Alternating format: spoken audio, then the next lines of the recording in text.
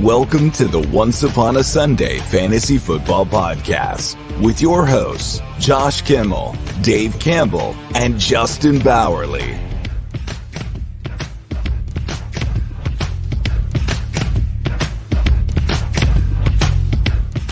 Welcome to Once Upon a Sunday Fantasy Football Podcast. I'm your host, Josh. With me, of course, Justin Bowerly, but we'll get to him soon because, I'm the man of the show. I'm the face of this show. And I'm the 0-3 Josh Kimmel. That's right. I suck at fantasy football this year. So hopefully Justin and myself can improve my season by giving you the top priority waivers for the show for the week four. We have a ton of injuries, a ton of waivers. So let's not waste any time. Let's bring Justin in here. What's going on, Justin? What's up? You like my new home office? You went to I did some remodeling this weekend. IKEA, right? I'm assuming you went to IKEA. No, these are custom. This is custom. Custom. You went to Home Depot. The plants are IKEA. I went to Lowe's, but yeah. You're a Lowe's guy. You're one of those. Lowe's guy. Okay, Yeah. Lowe's is a little bit more expensive, but it's fine. It is what it is. I'm more of a man of the people. I go to Home Depot still. I do go to Home Depot once in a while. If I need a bit or like a screw, but you come to us if you need priority waivers, because you come to us for priority waivers because we are geniuses. Actually, I'm not going to self-promote and say I'm awesome anymore because that promotes hate comments in the chat. So please keep it positive, people. It hurts my feelings, right? Even though we did tell you Evan Ingram was out, it is what it is. We'll move on from there.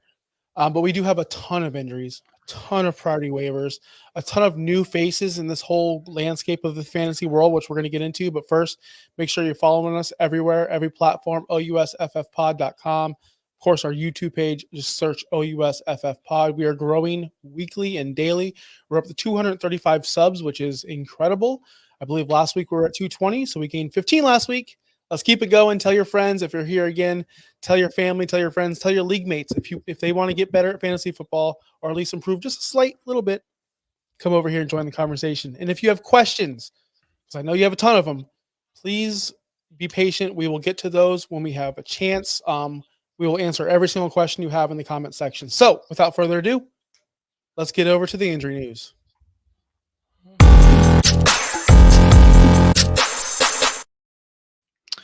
So we have quite a bit, like you mentioned. I'm not going to cover everything that happened on Sunday, but I will cover a lot of good ones. Tucker Kraft has a shoulder injury. He left the game on Sunday, so we'll have to check back up on that. But Tucker Kraft probably is not in your starting lineup. So let's talk about people that are in your starting lineups. Possibly Skylar Thompson, the Dolphins QB1, out for the game. Josh, how's that going? Yeah, not great. Not great, Justin. Avoid at all costs. Devonta Smith suffers a concussion on Sunday. That was a brutal hit. Took off his helmet, knocked him out. It looked like it knocked him out. Looking at the replays. That's going to be something you're going to want to monitor for the rest of this week. He very well might not play next week, but concussions are weird. Everybody has a different concussion symptom. Everybody comes back from them differently, but I would be monitoring that for the rest of the week because A.J. Brown is also still out. We're not expecting to see him again in week 4 as well. So that could mean the top 2 Eagles wide receivers are out, leaving you with Goddard and Jahan Dotson. Woohoo! He's on the list, right? Talking about Jahan Dotson today? Are we talking Jahan Dotson? We didn't put him on the list, but we can. Justin Herbert aggravates his high ankle sprain against the Steelers. He came out during the game. That's something, again, we'll want to monitor. Herbert has been dealing with injuries for the last several seasons, so that'll be interesting to see. Sam Laporta was carted off with a low ankle sprain. That's something to monitor this week, so just keep an eye on that one. Britton Covey, everybody would say, hey, this is the new Eagles wide receiver with the 2 top guys out. If you went out and got him on waivers last week, sorry, but he's expected to miss 6 weeks with a broken shoulder. That sucks. Next page. There's so many. There's a next page. Yes. So, okay. Sam Darnold suffered a knee bruise. There's no structural damage. He should be good to play on Sunday, so that's good. Jordan Addison is still considered day-to-day. He's missed the last 2 weeks with his ankle injury. Tank Dell's dealing with injuries to his wrist, hands, and ribs. So if you were waiting for the breakout Tank Dell game, keep waiting. Jalen Warren to be elevated for a potential injury. Oh, Jalen Warren in the news. We haven't heard that name in a long time. And no, The Najee Trey, Harris show. Trey McBride, one of the star tight ends on the season, concussion protocol. Evan Ingram officially missed last night's game. He's missed 2 straight with that hamstring injury, so we'll have to keep monitoring that one this week. So keep checking back on Wednesday night and Friday afternoon. We'll hopefully have more information. Adam Thielen finally gets a quarterback. He's expected to miss time with a hamstring injury. So that was an awesome catch. That was an awesome catch, by the way. Yeah. Phenomenal. Christian McCaffrey still dealing with that Achilles. He's on IR. We know this. He'll be out at least through week 5. But the big news is he's visiting Germany to see a specialist. That's never good. I don't know what to think about this. Can we stop? Uh-huh. I don't know what to think about this. I'm hearing good things. I'm hearing bad things. I'm hearing, he can only get this treatment, and that's, in Germany. I'm hearing, oh my goodness, this is the end of his career. I'm just hearing everything. And right now, we're still unknown. It could be he won't return for the rest of the season. It could be he returns after his trip in Germany. Maybe he drinks a couple pints. Maybe he gets better. Maybe they heal him over there, because let's be honest, their healthcare system is probably way better over there than here in the States. Just the truth. Maybe they can fix him. I'm hoping they can fix him. I know everyone drafted him at 101. We didn't know the severity of this injury before the season, and a lot of people are upset by that. I'm not one of those. It's not they're people. What gives us the right to get their medical information? But that's besides the point. The fact is that he is injured at this point. He is going to Germany seeking treatment over there, and it's just not looking good. And I'm concerned. And now we have Jordan Mason for the foreseeable future. And we have a question in the chat. How do we value Jordan Mason in a 1 quarterback dynasty? And I'm going to give you a straight up answer, Justin Tech. I don't know, because it all depends on when CMC comes back. Now, if CMC doesn't return the rest of the season, Jordan Mason's a top 12 guy going forward for the rest of the season. But does that mean CMC's never going to play again? That's my concern. We've seen backups in the past, like Zach Charbonnet right now. He's doing great. He's doing phenomenal. But what's going to happen when Kenneth Walker comes back? He's not going to Wally Pip him. Jordan Mason's not going to Wally Pip my boy CMC. CMC is one of the best running backs of all time. So it's hard for me to gauge his value. I wouldn't give up a first-round pick for him if I needed running back. I would give up a second-round pick. I've done that. I've given up a second-round pick for Jordan Mason because I roster CMC. Right now, I still value him as a backup running back, because we just don't know, and you cannot predict when CMC is going to come back. I wouldn't give up the house for Jordan Mason, but I'd be okay giving up small pieces for Jordan Mason going forward. What about you, Justin? Yeah, Jordan Mason is pretty solid. Again, you don't know when CMC is going to come back, if he comes back this season. And if he does, at this point, I'm not expecting to see CMC back until week 9 or 10. We didn't address the fact that he is a free agent next year. We didn't address that, which, again, the unknown. What if he goes somewhere where we don't like? What if he re-signs with the 49ers because he's comfortable there? What if he's only succeeding because he's with the 49ers, Justin? Like, these are the questions I have. And that's the next thing, is this 49ers offense is completely different. This is a team that generally is in the top tier for what EPA, I think is what Sean said, and they rank like 31st right now in offensive EPA. So it's not looking good. So they're not, or no, I'm sorry, it's not EPA. I'm thinking of the Bengals here. So all you people in the comments now, wow, Justin, you don't know. Yards after the catch, they're usually top 2 yards after catch. Now they are bottom 2 in yards after the catch, and that's strictly because of Christian McCaffrey. Jordan Mason doesn't give you that same kind of leverage within the passing game. He's a pure running back.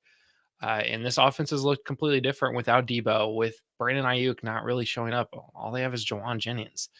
So I value Jordan Mason, but I value him just as much as I value Zach Charbonnet or Jalen, way more than Jalen Warren, though. So it's interesting.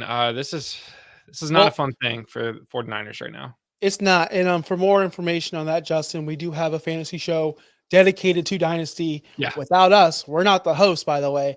It's our video editor, Derek. He's in too many leagues. Hence, the name of the podcast, the name of the stream is going to be called Too Many Leagues. They'll be debuting pretty soon, where you're going to get all of your information for the Dynasty content. I do play in a lot of Dynasty leagues, but I'm delegating that, or we are delegating that, so we can refocus on just redraft. Yes. But for the Dynasty terms, man, it's hard to tell in September of 2024 where he's going to be in 2025. He's a great running back. He obviously has vision. He obviously has power, strength, can run the ball very, very well. But let's see him do that without Trent Williams, because he was also injured. Yeah. Right? And that's a big deal. And let's see him do it. Is. Well, of course. And let's see him do it. What if he lands in a bad situation? What if he chases the money and he just wants to get paid, which go get your money, dude. Well, what if he lands in a bad situation? That's something we're going to have to monitor, and it's too early right now to tell. If you want to buy or sell or buy low on him, go for it. Because the risk right now, because at least you're going to get him for the rest of the season. But what's going to happen next? That's something we'll talk about in December, November, going into January. 2 more injuries. Brock Purdy's dealing with the back injury. He's considered day-to-day. So, again, that 49ers offense is not looking great. And Austin Eckler exited last night's game with a concussion. That's your fault. That's your fault. Yeah, that is your fault. You were like, because we were like, no one's starting Eckler in 2024, bro. And you're like, oh, who would start? Because right after Eckler had that huge return, oh, who's not starting Eckler? I didn't say nothing. And then like 3 plays later, dude's hurt. That's your fault. You shouldn't brag about that in the middle of the game. Can you brag about someone else like doing well that's not on my team, or I'm not? Gosh, darn it, Justin. Well, that being said, let's get into our priority waivers. We have a ton to get through, like literally a ton. So let's get to it, Justin.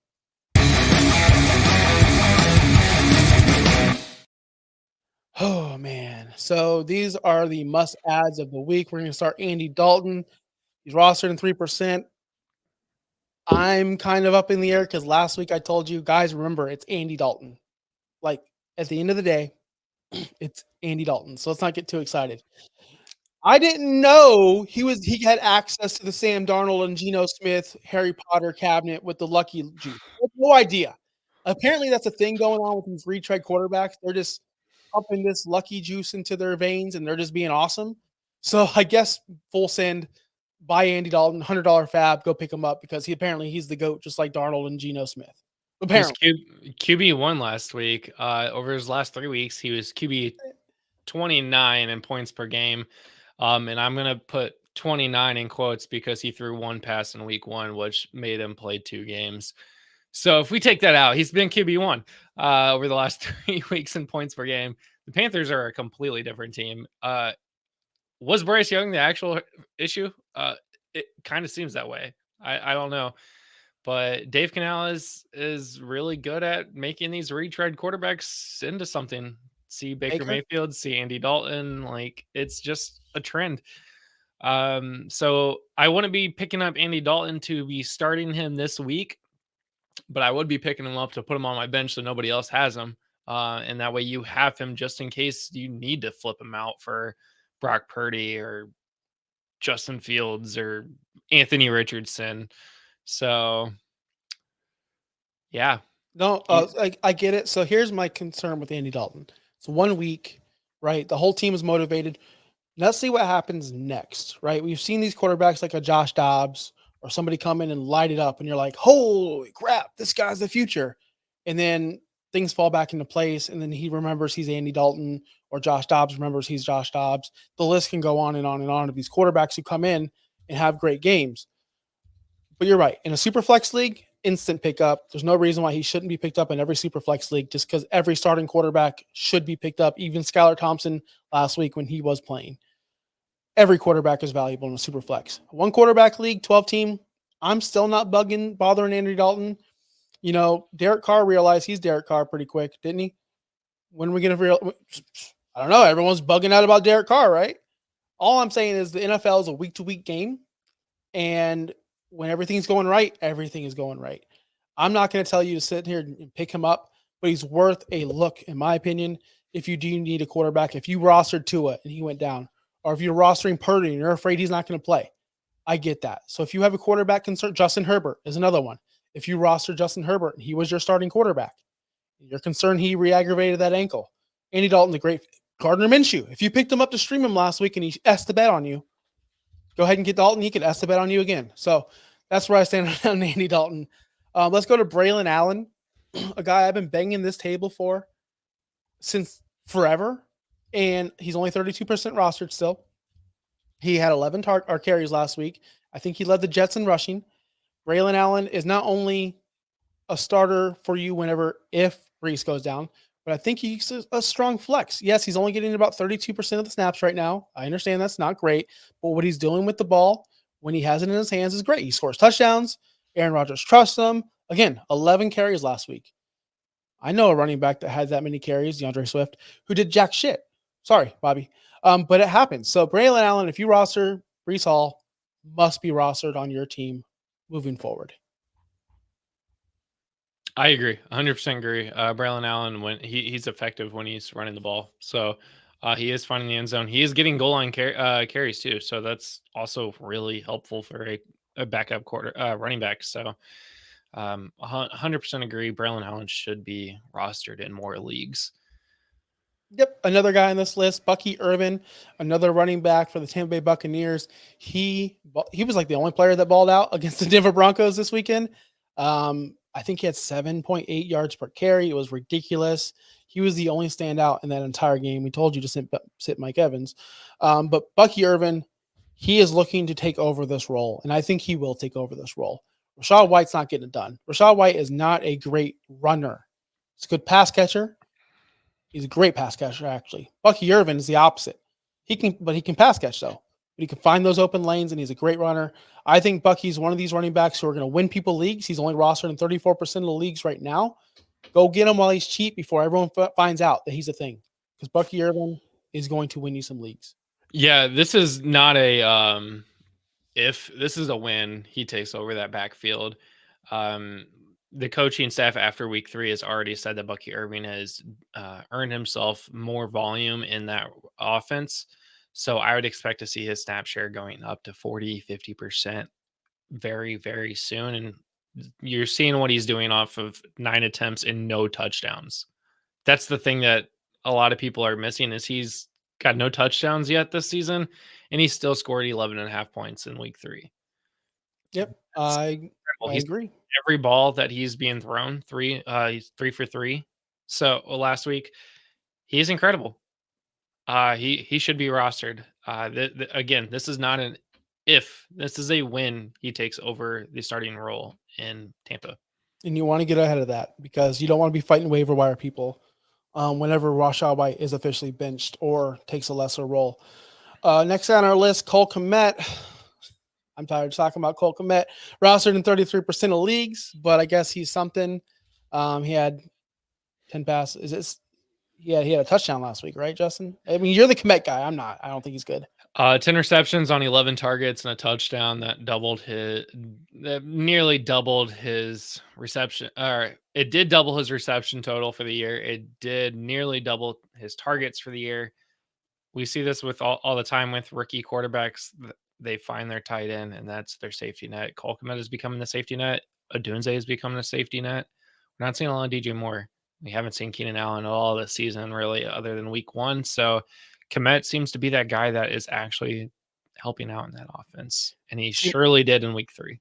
My thing on Cole Kmet is when Keenan Allen comes back, because I do think he is coming back, he will be the safety net. And that's why, yes, pick up Cole Kmet now if you're struggling at tight end. If you roster Travis Kelce and you're just tired of him, or if you roster one of these tight ends who aren't producing or maybe injured right now, or Mark Andrews, Cole Kmet's a good, I guess, spot start for you. Another guy on this list is Mike Gesicki. He played last night. I will say this, since we are on the Finstock Sports Network and I am in that league, our company league, our network league, I dropped Travis Kelce for Gesicki. Kelce was added for $98 in Fab. Gesicki outscored Kelce. That's all I'm going to say. Gesicki is going to get more opportunities in this offense. Travis Kelce is a shell of himself. I've been saying it since day one, or not day one, since week 1, since we've realized who he is. He's just a break in case needed kind of player. They're not going to utilize him as much as they thought they were going to, or you thought they were going to. Mike Gesicki is going to get opportunities because Joe Burrow, they're missing a Tyler Boyd, and they're missing that third receiver on that team. For so long, it was Chase, Higgins, Boyd. They're trying to find that guy. And they might have found it with that guy. I can't pronounce his name, but I think Gesicki is going to be the one that's going to take over the role. Gesicki was awesome last night. Did you see Gesicki? Gesicki was a beast, bro. I did. Are you talking about Yoshivas? Gesicki, best security in the league, baby. Gesicki and Kmet are both perfect examples of these are streaming tight ends. So if you did draft a Kelsey, Laporta, Kincaid, the guys that Mark Andrews, the guys that are supposed to be top 5 in the league in points, and they're not. These are guys that you can pick up right now and play instead. Streaming tight ends is what this season's going to be about. We're probably going to have a streaming tight end on every single waiver show this season because tight ends suck, and we're all streaming tight ends at this point. Nobody has a safe tight end unless you have Trey McBride, who's now injured. So is there a safe tight end in the league? I think Brock Bowers is still safe. Brock Bowers is a safe tight end, and he's a rookie. And we've seen Kincaid, we've seen Laporta. This is redraft. We're not talking about next year. So Juwan Jennings of the San Francisco 49ers. If you started them this week, you most likely won your matchup. That's because he scored 3 touchdowns, caught 11 balls, 175 yards, and was the main target for this team, which I guess I saw coming, but I didn't have him or roster him. He's rostered in 34% of leagues right now, same as Bucky Irvin, surprisingly, which is kind of odd. But I guess a lot of people picked up Juwan Jennings and they played him. So, Justin, are you feeling confident adding Juwan Jennings to your roster? I have him on a lot of rosters already. So, yeah, I do feel confident. Did I start him in all my leagues? No. I started him in one, but that was about it. Juwan Jennings did win people games. If you had him in your roster, you most likely won, just like Kamara in week 1 or week 2. Brock Purdy had 22 completions last week. 11 of those was to Juwan Jennings. That was the offense last week. They scored 21 points. That was Juwan Jennings. Again, we've said this week in and week out. Brandon Ayuk has not played football yet this season, really. What is he doing? He had 10 targets. So the other half of Brock Purdy's targets went all to Brandon Ayuk. He caught 5 of them. He's not catching nearly as much. I think I saw something today that of his 20 targets, 12 of them were deemed uncatchable. So I don't know if it's just a Brock Purdy issue or it's a Brandon Ayuk issue. But without Deebo Samuel, without Christian McCaffrey, Kittle, and Kittle, who's also injured, you have Juwan Jennings on that offense. This is a must start. You have to pick him up if he's in your league. This is not, let me go see. Let me put some fab down. You need to pick up Juwan Jennings at this point because there is no other offensive player that is doing anything other than Jordan Mason. So if we're talking about receiving game, it's Juwan Jennings. No other questions.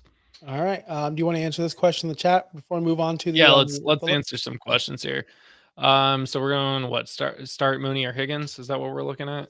Yeah, we're looking at start T-Bomb Higgins or Darnell to the moon Mooney. Man, this is tough, man. Like this one's tough because at one situation you didn't draft Mooney, you picked him up on waivers, which we're going to talk about Mooney in a second. So I wanted to transition to this. And T. Higgins just came back last night off of injury, and he wasn't really impressive against the Washington Commanders.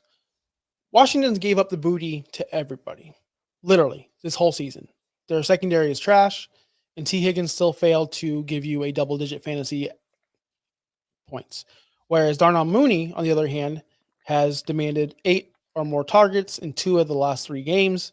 I'm not even looking at stats. I just know this because I love Darnell 7. Mooney. Huh?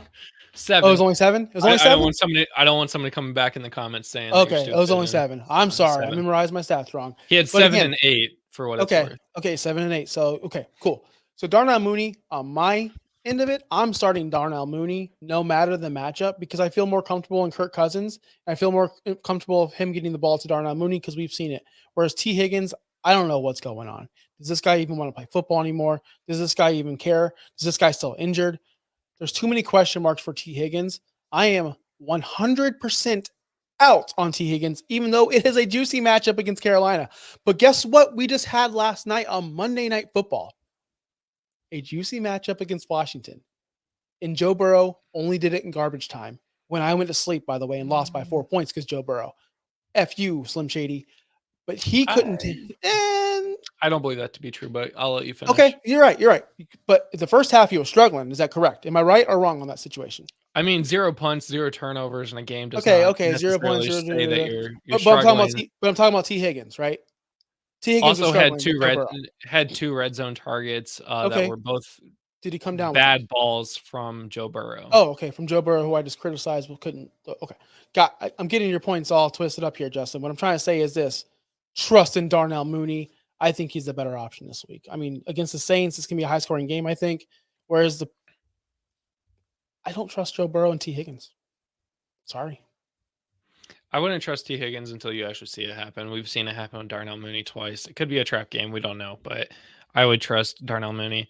The interesting thing here is New Orleans did hold the Eagles offense also. That game was not good, period. So but we'll see. You said New Orleans held the Eagles offense without Devontae Smith half the game, without A.J. Brown, but Saquon Barkley went totally bananas. It was like the third quarter before a touchdown was scored. So Dallas Goedert, apparently Dallas Goedert's the best tight end of all time, by the way. Single-handedly beat me in 2 matchups. Single-handedly. Jesus Christ. Mateo, for your second question here, keep listening. We're going to talk about Mark Andrews in a minute. Dustin, friend of the show, I think Jennings is a trap this week. Pats have a great secondary, and Ayuk is getting back into football shape. That is true. Ayuk is getting back into shape. He is getting more targets, but again, he hasn't shown it. Juwan Jennings has showed it, twice in 3 weeks. I would still trust him to do pretty well. I went to bed last night with a 70% chance to win. Kincaid scored a touchdown. Brian Robinson Jr. scored a touchdown. And T. Higgins did absolutely nothing. Thank you, T. Higgins. And I'm into bed. Joe Burrow had 10 points at half. I'm like, let's go, baby. I won. I woke up at 5 a.m. to check my sleeper, and I lost by 4 points because all of a sudden Joe Burrow decided to be really good in the second half. Cool. Can I get that off my chest? I'm 0-3 in my main league now. 0-3 because of T. Higgins. Last question before moving on. Carson Steele or Josh Jacobs? I'm going Josh Jacobs. I don't even know the matchups, but I'm going Josh Jacobs this week. Carson Steele had a decent week, 74 yards on the ground this week. However, Kareem Hunt is getting into shape. Their entire coaching staff says that Kareem Hunt looks even better than when he was on the Chiefs from before. I expect Kareem Hunt to be RB1 for the Chiefs this week over Carson Steele. Josh Jacobs against the Minnesota Vikings. I love it. Oh, that's right, because it's Aaron Jones come back into Lambeau. All right, should we move on to the next segment? Why not?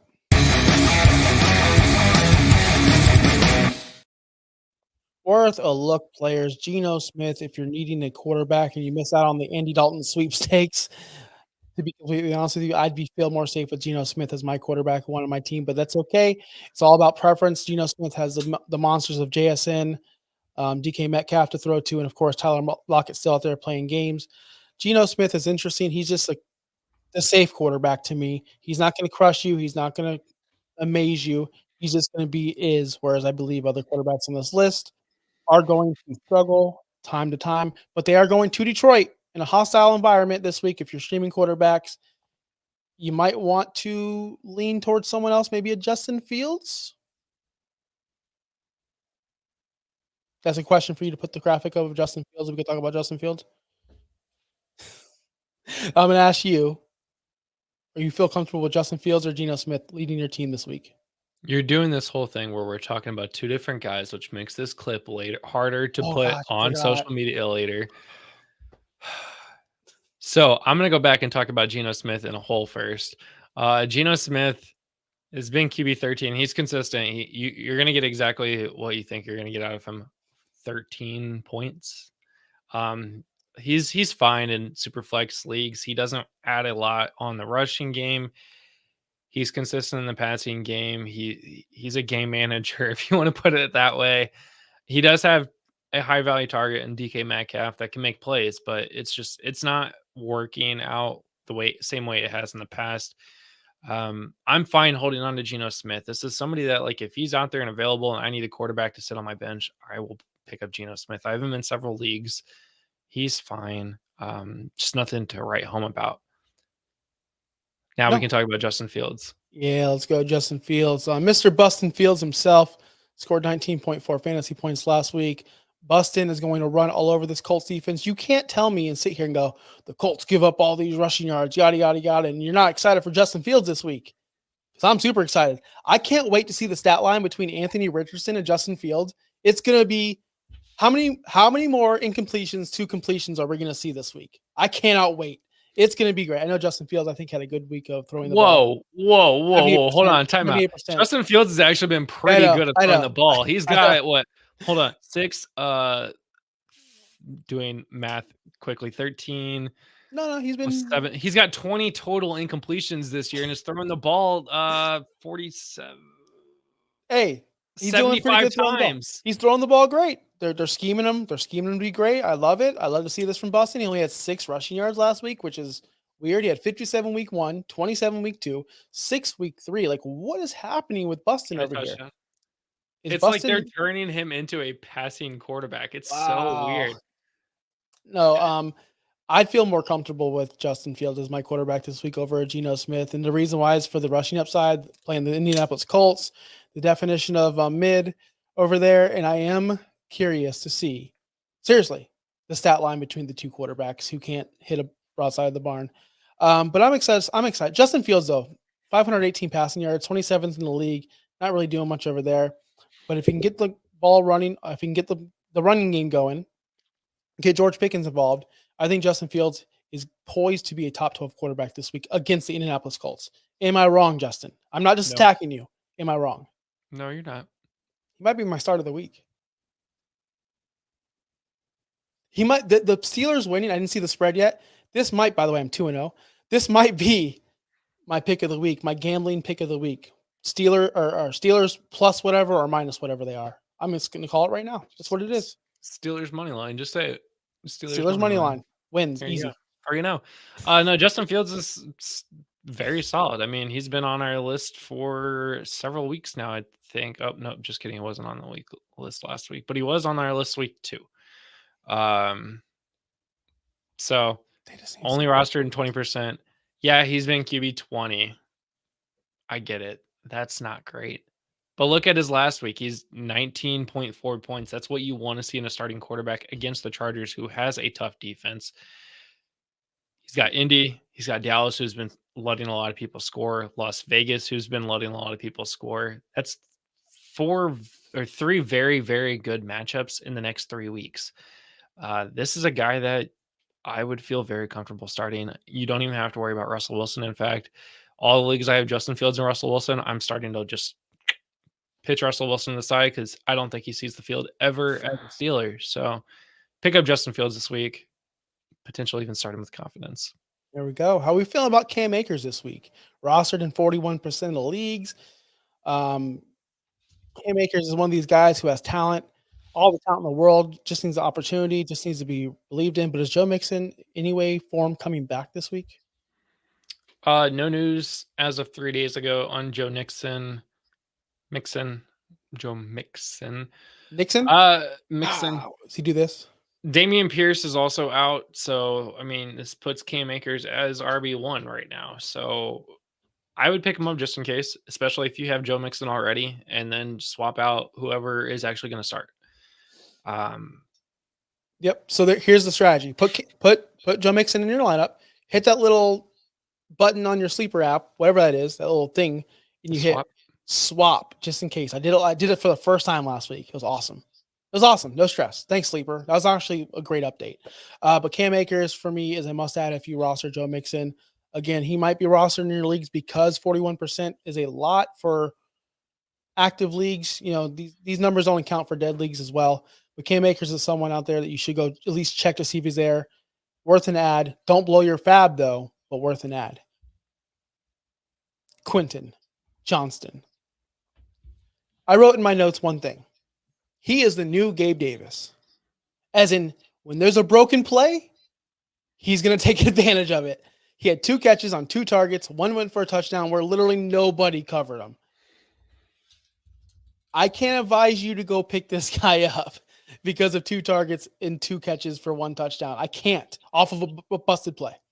But I can say at least he's getting opportunities, and at least he's on the field running routes, and at least he's a body for the Chargers who don't really throw the ball much. He's someone, if you're in need, if you have A.J. Brown, if you have Tyreek Hill, if you have these guys that you just don't feel confident starting or they're not starting because they're injured, you can throw him in there and hopefully someone forgets to cover him.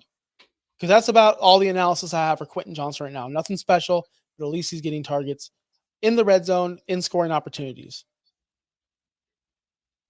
Nothing to add?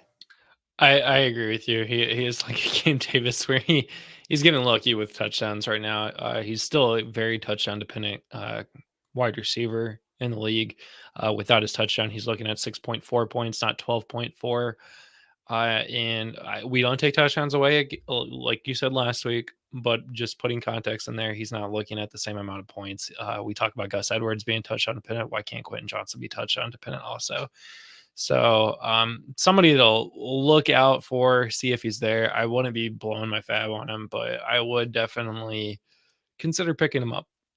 Yep. The next guy I do consider putting fab on. I think I'm going to put more fab on this player in particular than I'm in any other player on this list. Darnell Mooney to the moon. He's finally back. He's like the opposite of burying. Like he is the Undertaker. He's risen. There was a time where Darnell Mooney was good at football. Do you remember those days? Like there was a time where he was a good dynasty asset, and it was 2021. He had 1,000 yards, 81 catches, 4 touchdowns. We're like, okay, Mooney's a thing. Mooney's a real thing. And then all of a sudden,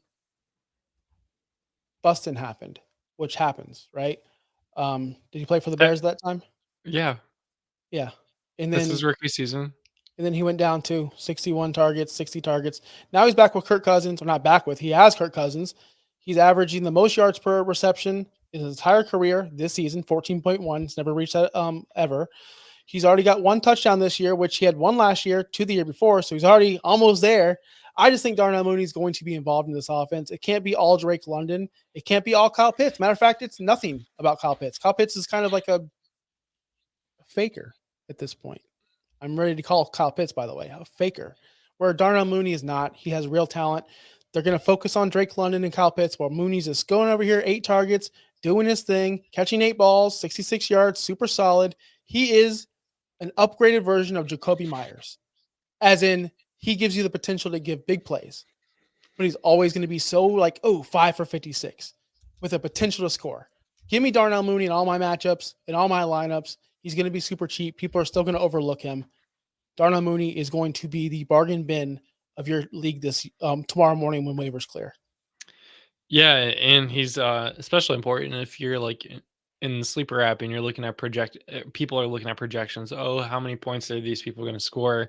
He's still only projected 8.5 points. So that's good because not a lot of people are going to see that and expect a lot from him. So if they're not looking at week in and week out on what he's actually doing, they're not going to actually see that he's scoring 14, 17 points. So definitely somebody worth adding. He is a very solid target for Kirk Cousins too, though. So we have Kareem Hunt next on the list. Kareem Hunt, we just spoke about him a little bit. He's definitely worth an add to me. 27% rostered. I picked him up immediately in all leagues last week because of the situation. I got laughed at because he was a practice squad player, which we all assumed that was going to happen if you know ball. So Kareem Hunt is a practice squad player, but he will be elevated up and he will be in game shape. He will be good to go.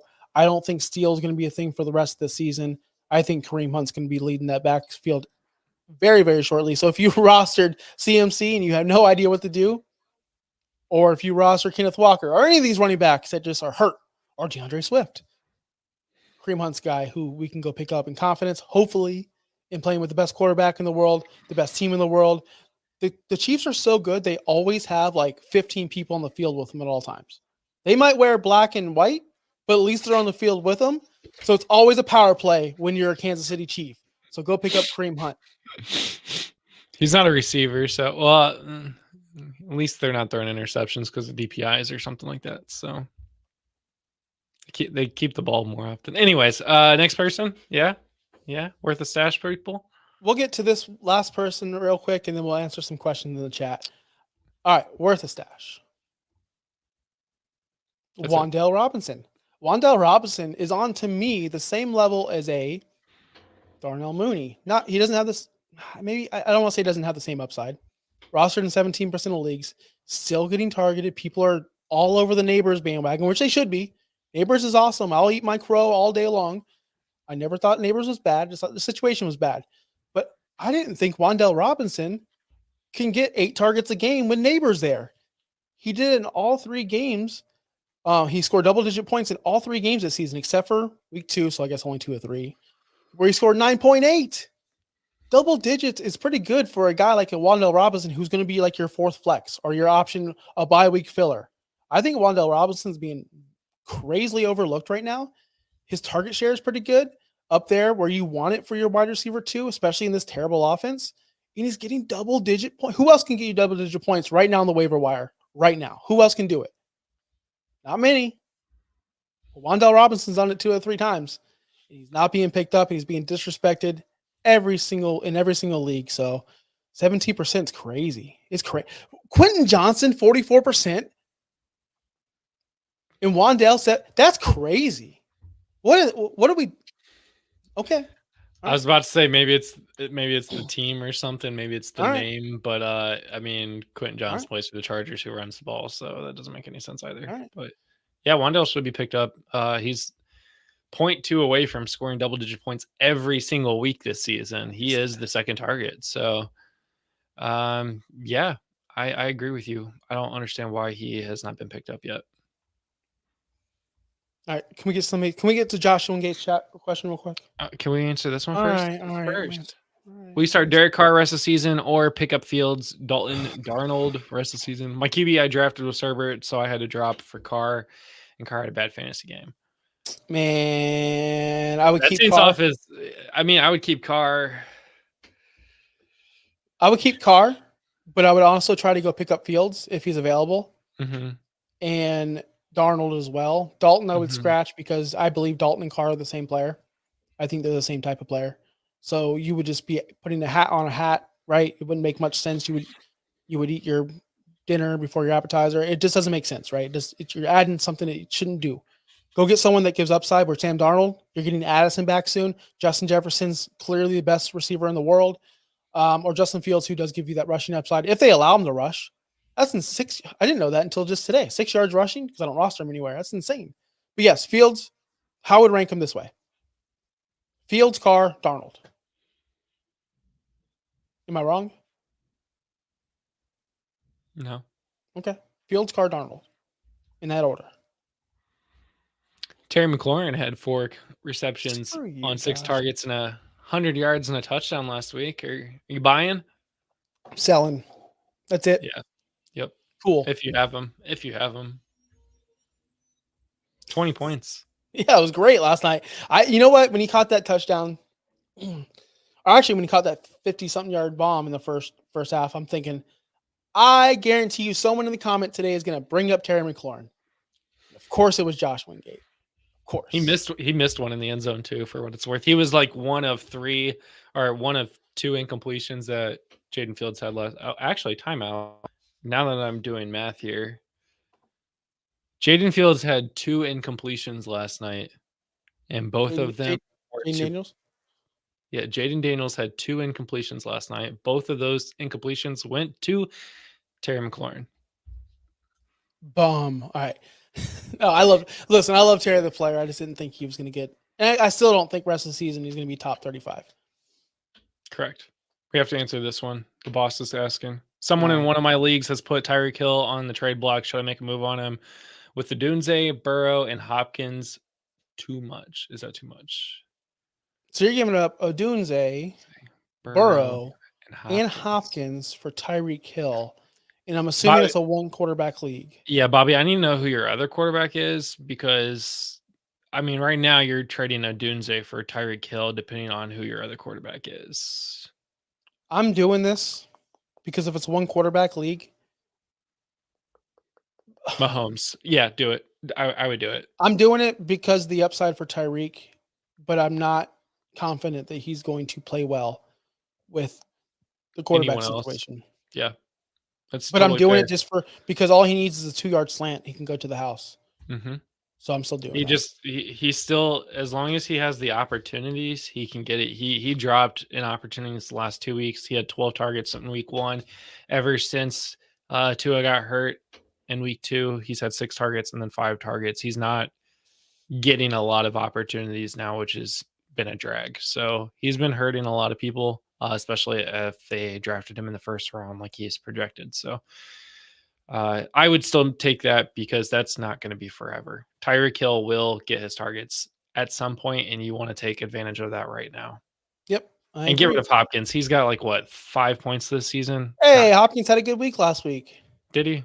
Yeah, did he? You're just such a Titans hater. You can't see the good in anything they do. You're telling okay. people, I'm sorry. He had 19.3. Yeah, sell him now because he's not doing that for the rest of the season. I would sell him now. Exactly. But you're such a you told people to drop Tajay Spears, which I told you guys not to.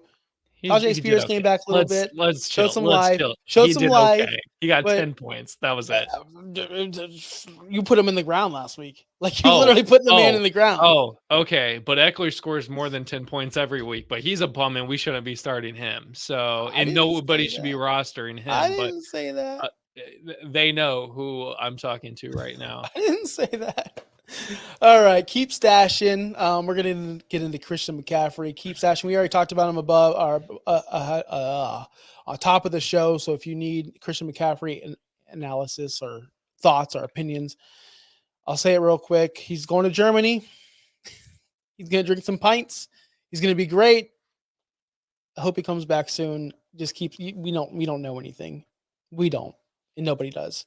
The people that think they know, they don't know. We don't know. You know, I gotta say something, and this is not even super relevant, but both Christian McCaffrey got married this summer, and he's just not been the same since. So Austin Eckler got married last summer, and he wasn't the same last year. Justin is against marriage. Yep, you heard it here first, guys. Justin's completely against marriage. Nobody tell my wife that. All right. Check back next week. These guys are going to hurt you, and they're going to continue to hurt you if you start them. So I recommend benching all of these players until further notice. The first one, Mark Andrews, rostered in 99% of leagues. Of course he should be. I sat there with a decision this morning. Do I drop Mark Andrews, who scored me 0, for Mike Gesicki? And guess what Josh did? I put in a $2 bid for Mike Gesicki, and I'm dropping Mark Andrews. Yeah. You did it with Kelsey. Why not Mark Andrews? Mark Andrews is doing even worse than Kelsey. So, although Andrews did get a 9-point game, Kelsey has not reached 9 points yet this season. So. No, he has not. But that's not the point. I have a theory, and this is going to be too long for me to explain my theory. But anytime when you're watching a football game and they show a player going through rehab, catching tennis balls, doing the footwork, like they did with Mark Andrews week 1 on Thursday night or Friday night, whatever night that was. My nights were blended together that week. Thursday night. They showed the video of him doing this and working out and doing the thing and doing this and doing that. And he's back. And well, he's not back. Anytime they show those videos, I'm out on the player, because that just shows me they're trying to pump up this player so much. And he knows he's washed. And guys, he's a professional athlete. Again, he can kick my ass. I understand that. But the fact is he's not going to produce for your team. They're going to Zay Flowers. They're going to Rashad Bateman. They're not even going to Likely anymore, which is kind of weird. It is what it is. But Mark Andrews is a guy I'm comfortable dropping, because in this landscape of tight ends, where they're all bad, go pick up someone else who has a better opportunity. That's all I'm saying. We quit Kyle Pitts after week 2 last year. We can quit Mark Andrews, and we can quit Travis Kelce. The new blood is coming up. Try to find those new guys. I'd feel more comfortable with Luke Schoonmaker. I'd feel more comfortable. Ferguson is back. Oh, Ferguson, whatever. Jake Ferguson. I'd feel comfortable with insert Dallas tight end. I'd feel more comfortable with not Jonnu Smith, by the way. He's failing us big time. But honestly, anyone, and not even this next guy. Can we get into the next guy, or is Derek going to yell at us? No, we're good. Dalton Schultz is another one. Seems to be phased out of this offense. They got Stephon Diggs there, Nico Collins. Stroud doesn't look the same as he did last season, which is understandable. Last season, he was phenomenal. Stroud is still great, But Dalton Schultz has just been phased out of this offense, and he's just a maybe 20-yard kind of player now. And I'm not liking this. So if you drafted him, obviously he's rostered in 70% of leagues. He's another guy you can move on from. We get too caught up in this world where we drafted him. I drafted him. Okay, he's not producing. So guess what? You can now drop him and go pick up someone with greener pastures. I'm not sure who that is right now at this point. We did name some tight ends earlier that we can add, but I feel totally comfortable dropping Dalton Schultz. Yeah, it seems like he's become a blocking tight end more so than actually receiving now. I was trying to pull up his history on or his grades this year on pass blocking and stuff, but he there's too many options. That's the thing, is the Texans just have literally too many options to throw the ball to, and Schultz is not the first target or the second or the third. He might be the fourth target. And he's likely the fifth after the running back. So Schultz is not the target in there at all. Yeah, he's in a lot more pass blocking situations. Week 3, he saw 14.5% pass blocking over 6 and 5 the week before. So I don't think he's really going to be in that passing offense. He's not Stroud's first 5 looks. Nope. He's only getting about 10% of the target share. 10% is awful. It's bad. It's really bad. All right. Now, our last guy who to check back on, Keon Coleman, rookie sensation out of Buffalo. Touchdown last night. Yeah, he had a touchdown last night. That's fine. He only had 7 targets in the first 3 weeks. Matter of fact, week 2, he had a big fat 0. It seems like Khalil Shakir is the one to trust over there in Buffalo, and even he's not a game breaker. He's nothing special. He's just a solid wide receiver for Josh Allen to throw to. If I had to pick between the two, which I've had this option many times, I went Khalil Shakir, and I've been right almost every single time. Keon Coleman is still a rookie. We have to understand that. We have people like Jameson Williams who are just now breaking out in the year 3. Keon Coleman, not every receiver is going to come in and be Malik Neighbors. Not everyone's going to be Marvin Harrison. So Keon Coleman's going to need more time in this offense to get more comfortable with Josh Allen before even Shakir. How long did it take him to get there? 3 years, 2 years. So Keon Coleman's a guy that they're going to need to work on. Right now, I believe he's wide receiver bajillion. I don't feel comfortable starting him in any lineup. He's still rostered in 65% of leagues, which is bananas to me. He should be dropping like flies and be picking up someone like Wan'Dale Robinson. That's all I'm saying. Keon Coleman is droppable to me, but not buried. But not buried. But you know who is buried? Who's buried? Play the music and we'll let him know. Oh, no. I was trying to he doesn't. No, I was going to. There's just breaking news on Adam Thielen. He's dealing with a fairly significant hamstring injury that's going to put him on IR. So now Derek's going to got to cut this because we're talking about Adam Thielen in a Keon Coleman clip. Now, what are we going to do?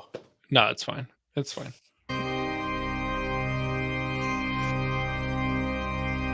And now, a moment of silence. I told you last week. And I did it again. We double.